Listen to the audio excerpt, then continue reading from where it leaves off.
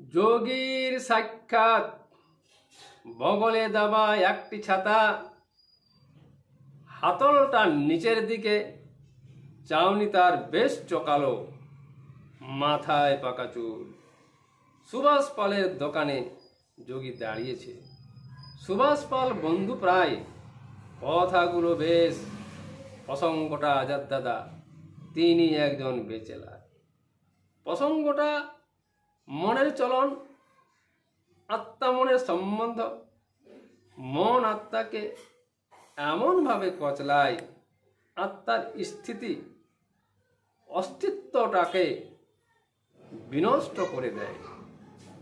আত্মার সুস্থতা হারিয়ে যায়, আত্মার অবস্থান থেকে বিচ্যুতি হয়ে যায়।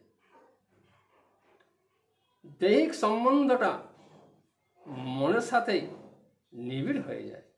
আত্মা তার নিজস্বতা গুলিয়ে যায়। মন পীড়ন দ্বারা দেহটি অসুস্থ হয়ে যায়।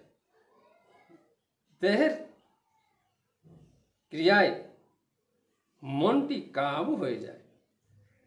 ক্রিয়ার যৌনতা হোক বা অসুস্থ পীড়া। সুভাষ তাকিয়ে শয্যার যোগীর পানে। তাই তো আত্মা মনের সম্বন্ধটা জানার বাইরে হয়ে গেল।